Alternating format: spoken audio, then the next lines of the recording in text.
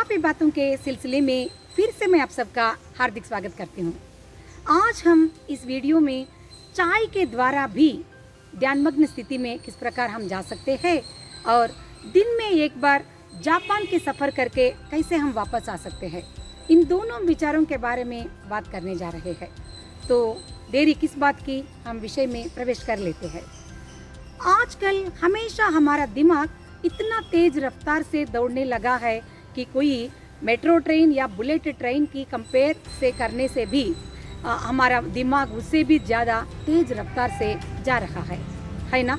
तो इस स्थिति में तेज रफ्तार से जाने वाले दिमाग को कुछ समय आराम या विश्राम देने के लिए तो हमें कुछ तो करना ही पड़ेगा।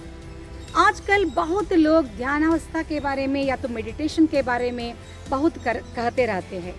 तो ध्यान करना हर एक व्यक्ति के लिए मुमकिन की बात नहीं, क्योंकि कुछ लोगों के पास इतना फुर्सत समय नहीं है कि वे एक क्षण के लिए या पल के लिए भी वे अपने आंख मूंद कर बैठ सके और किसी भी शांत स्थिति में वे जा सके। तो उनके लिए चाय के द्वारा जो ध्यान अवस्था है वो बहुत सूक्त मुझे लगता है ना। तो या तो हम हमेशा हमारे पिछले खट्टे मीठे यादों को हम दोहराते रहते हैं, उनको याद करते रहते हैं और कहते रहते हैं कि पिछले दिन, बीते हुए दिन बहुत सुंदर थे, कि उस समय हमारा जीवन बहुत खुशहाल था, हम तनाव से हम गुजर नहीं रहे थे, ऐसा कहा करते हैं। इस प्रकार या तो हम पिछले अतीत के बारे में याद करते रहते हैं, उसके बारे में सोचते रहते हैं, या भविष्य के बारे में रंगीन सपने देखते रहते हैं, या भविष्य के बारे में फिक्र भी करते रहते हैं कि भविष्य में हम कैसा रह सकते हैं, भविष्य की क्या योजनाएं हैं। इस प्रकार हमारा दिमाग हमेशा या तो अतीत में या तो भविष्य की ओर चिंता में हमेशा रहता है। तो उस स्थिति से हम वर्तमान की स्थिति तक अब के बारे में सोचने के लिए हमारे पास समय ही नहीं बच जाता है ना।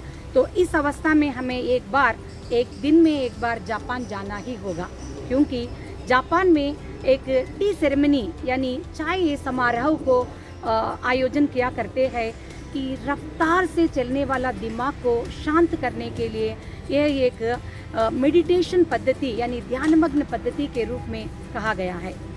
इस पद्धति को बौद्ध धर्म के द्वारा अनुयायी यानी जो जैन फिलॉसफी या जैन स्कूलिंग के रूप में भी प्रख्यात है, वे लोग फॉलो करते आए हैं। तो जैन फिलॉसफी में इस प्रकार मन को यानी दिमाग को शांत करने का एक तरीका वे लोग खोज चुके हैं। तो इस प्रक्रिया के दौरान 3 लोग अधिकतम मात्रा में यानी मैक्सिमम 3 लोग ही एक पर्णकुटी जैसा एक वातावरण रहता है, वहाँ जा सकते हैं और उधर चाजीन नामक एक व्यक्ति रहता है जो चाय उनके लिए सप्लाई करता है। तो वो चाय भी बहुत बड़ी मात्रा में नहीं, बल्कि बस एक कटोरे में 2 या 3 घूंट पीने लायक चाय उनके सामने परोसा जाता है। बातचीत किए बिना या तो गपशप किए बिना 2 या 3 लोग, मित्र या रिश्तेदार कोई भी जा सकते हैं। उधर वे शांत भाव से बैठकर उस 2 या 3 घूंट का जो चाय है उसको वे 1.5 घंटे के लिए एक बूंद जैसा पीने लगते हैं। तो इस प्रकार वे शांत जगह में या तो एक शांत वातावरण में ऐसा चाय पीने का विधान इसलिए अवलंबित करते हैं कि तेज रफ्तार से चलने वाला जो दिमाग एक करते हुए जो रफ्तार को धीमे धीमे करते हुए शांत मनोस्थिति तक वो आ जाता है और उस समय इतना एक सुकून वातावरण का अनुभव मन करने लगता है। ध्यानावस्था के द्वारा किस प्रकार हम अनुभव करते हैं, ठीक वैसे ही एक अनुभव हम इस चाय सेरेमनी या चाय समारोह के द्वारा भी करने लगते हैं, है ना। कितनी सुंदर बात है ना। तो इस प्रक्रिया को जापानी भाषा में चा नो यू कहते हैं। तो चाय पीने के द्वारा जो ध्यानावस्था में जाना या तो मन को शांत करने का विधान चानोयू है। तो क्यों न हम एक बार हर एक दिन जापान जा तो नहीं सकते हैं, तो कम से कम हम एक ऐसा वातावरण हम हमारे घर में एक कॉर्नर में एक कोने में हम क्रिएट कर सकते हैं। जब भी आप चाय पी रहे हैं या कॉफ़ी पी रहे हैं तो उसको भरपूर मात्रा से उसको आस्वादन करते हुए और एक शांत वातावरण में जो अपने तेज़ रफ्तार से चलने वाला दिमाग को शांत अनुभव करने का, रिलैक्स करने का एक माहौल आप खुद आप क्रिएट कर सकते हैं, है ना। हो सके तो आप अपने कार्यस्थल में, ऑफिस या कॉलेज जहाँ भी आप काम कर रहे हो, उधर भी चाय पीते समय या कॉफ़ी पीते समय हो सके तो एकांत में बैठ जाइए और उसको अनुभव भी कीजिए और मन को भी थोड़ा शांति का अनुभव करने दीजिए। आपके दिमाग का रफ्तार भी कम हो जाएगा, है ना। तो यूँ तो हमारा जो दिमाग अतीत के बारे में या भविष्य के बारे में चिंता करने लगता है तो दोनों की जो स्थिति है अस्थायी है, दोनों मिथ्या है, क्योंकि दोनों का कोई आकार नहीं। या तो भूत की बात हम करते हैं वो तो चला गया है, हो चुका है, तो हमारे कंट्रोल में नहीं, या भविष्य की चिंता हम कर रहे हैं तो अभी तक वो आया तक नहीं।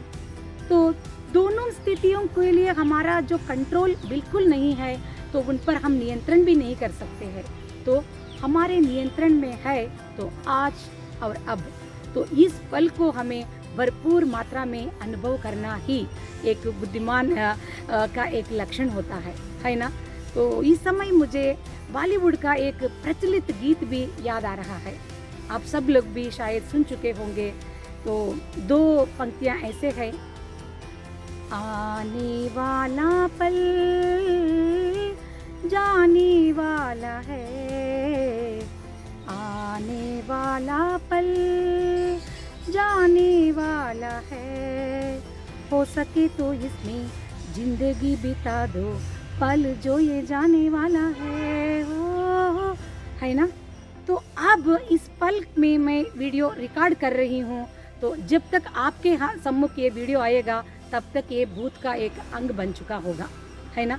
तो हर एक पल को जब हम आस्वादन करते हैं तो भविष्य में अगर हम भूत के बारे में दोहराते हैं या तो हम उसके बारे में सोचते भी हैं तो हमारे यादें हमेशा मीठे यादें हो जाएंगे, या तो उनको हम फिर भरपूर मात्रा में फिर से हम रिकलेक्ट या उनको हम याद भी कर सकते हैं, है ना।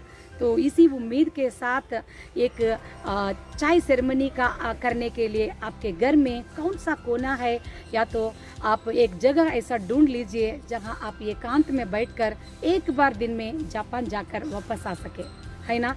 तो चाय समारोह या तो चाय समारोह के नाम पर शायद आप काफ़ी भी क्यों न पी रहे हो, तो उस माहौल को आपके दिमाग का रफ्तार कम करने का समय आज से हम मान लेंगे, है ना। तो इसी उम्मीद के साथ मैं इस वीडियो को यहाँ समाप्त करती हूँ। कौन सा जगह आप अपने चाय समारोह के लिए चुनना चाहते हैं तो वो भी हमारे साथ ज़रूर शेयर कीजिएगा। आपके उत्तर शायद बाकी अनेक लोगों के लिए भी प्रेरकदायी रह सकते हैं। तो इसी उत्तम विचार के साथ हम इधर समाप्त कर लेते हैं।